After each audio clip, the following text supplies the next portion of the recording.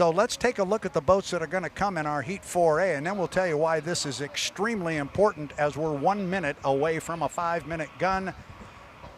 Looking at the boat there, the U11, the Flavor Pack. The boat is driven by Jamie Nielsen. They are coming into this particular heat 5th in points on the weekend. They have 750 points to their name right now. So they're number 5. They're the boat that's on the bubble to stay on that front row of 5 boats. They are going to be joined in this heat by the U21, the Spirit of America. It is driven by Gunnar O'Farrell. Gunnar, as we keep saying, now you're looking at Dave Vilwalk there, the U27. We'll take a look at that one first. The U27, Dave Vilwalk, he comes in 3rd in points on the weekend with 864. He just needs a good solid finish here. He will be on the front row of the final. And then rounding out our 3-boat field here is Gunnar O'Farrell in the U21, the Spirit of America.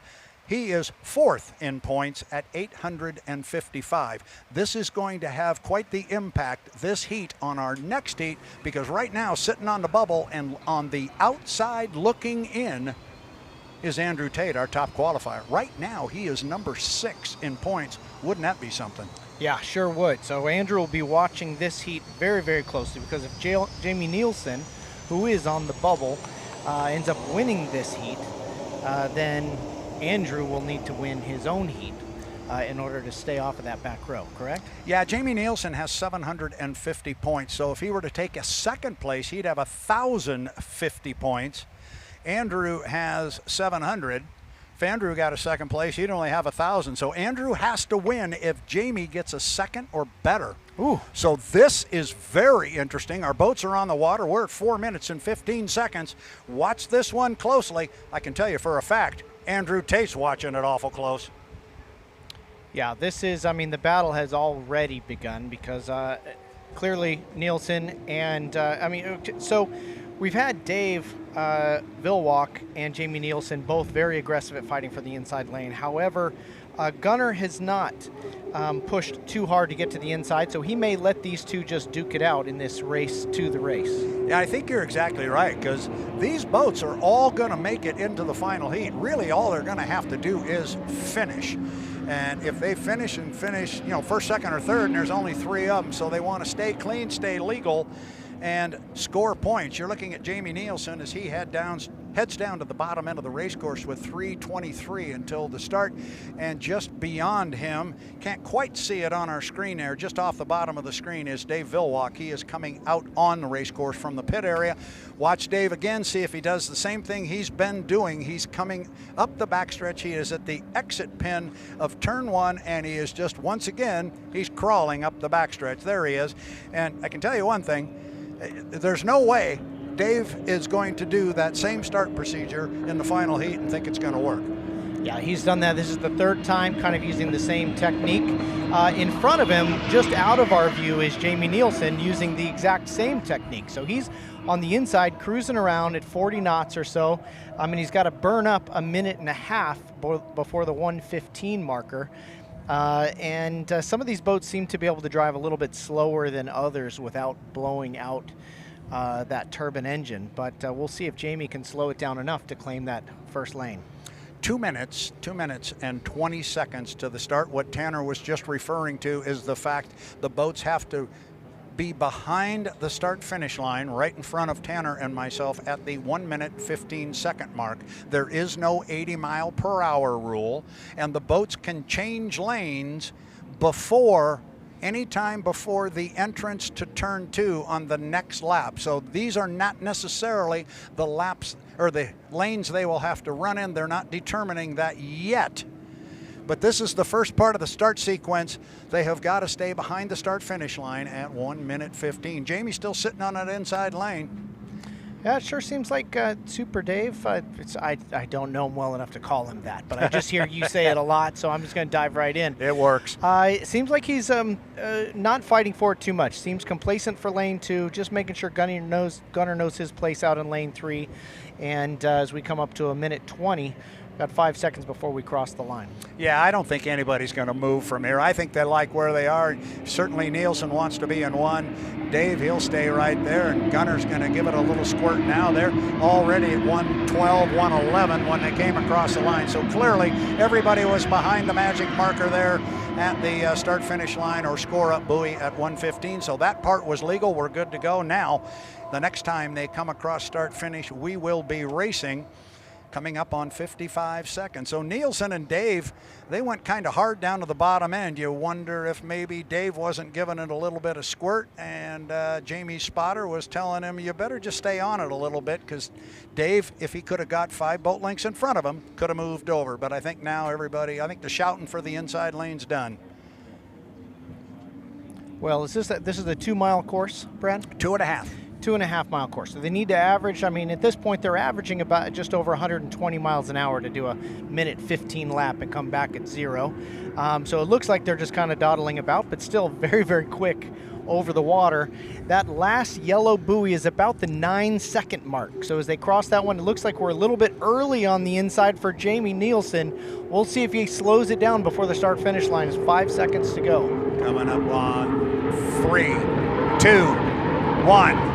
Mark, man, the way I looked at it, it was good, and it was really good if it was. There was a lot of boat speed there from Jamie Nielsen on the inside, and Dave Villwalk from lane number 2. They will go down to the bottom end of the race cars. The start is clean, and they were good starts. It's just amazing that's a clean start. That had to have been within a tenth or two but Jamie maintains the inside. You can see Dave Villwalk very comfortable in that mid lane, keeping his speed up, heading out onto the fastest part of the track. Third and coming out of the corners, Gunnar O'Farrell, but the race is out front. It is Dave Villwalk driving in lane number 2, driving that U-27, the Miss Apollo. This is the older boat, the boat built back in 2007, but it's still got a lot of speed left in it. Nielsen, as you said, Tanner, got the lane position as they get up to the top end of the course. This is the first of 4 times around. Nielsen still wants to stay with him. Remember, if both of these boats finish, if all 3 of them finish, regardless of position, it puts pressure on the U91 and Andrew Tate. But right now it is all Dave Villwalk flying the 27. He's getting a good boat right, but I'll tell you what, Nielsen's got some speed. Yeah, Dave, just as we talked about in some of the previous heats, ran quite wide on the exit of that tighter corner. Really wide, all the way out to probably lane 3 or 4, and that gave Jamie Nielsen a chance to catch up a little bit as they come through some of their wake from the first lap. We'll see if Dave tightens it up, and he does on the exit of this one, not giving Jamie quite so much room.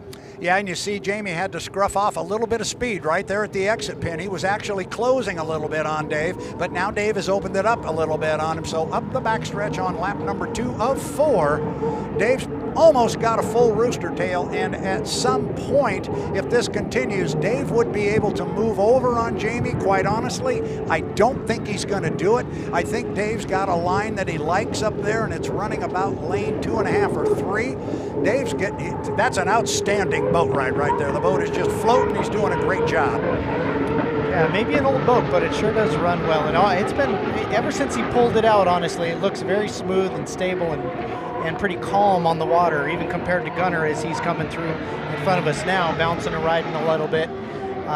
But Dave seems to have this one under control for now.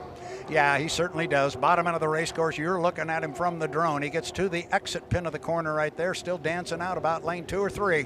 I think he likes the water out there. He's got spotters right up above us that are telling him where the good water is, and apparently they're saying it's out in 2 and 3.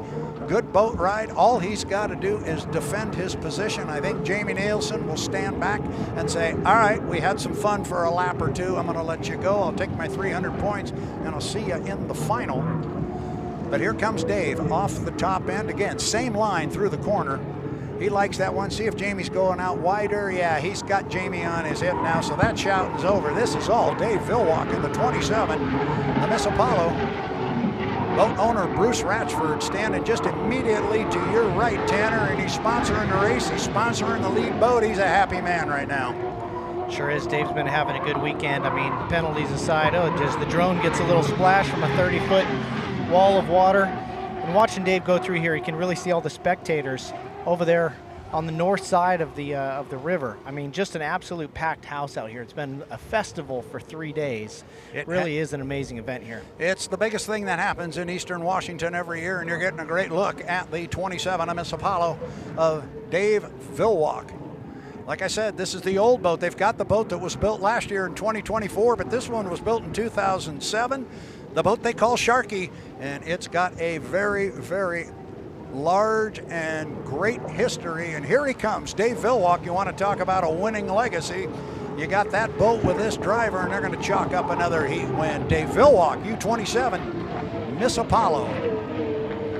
Second place, and he was a gamer for a couple of laps. That's going to go to Jamie Nielsen in the U11, the flavor pack, and that is going to shake things up now for our next heat. Well, everybody's a nice guy out here in these boats, but you can bet Andrew was hoping for some sort of mechanical problem or something from Jamie, just so he didn't have to work quite so hard with his familiar two rivals, both of the strong boats that he's got to run up against now. But he needs a win in order to be in the front row of the final.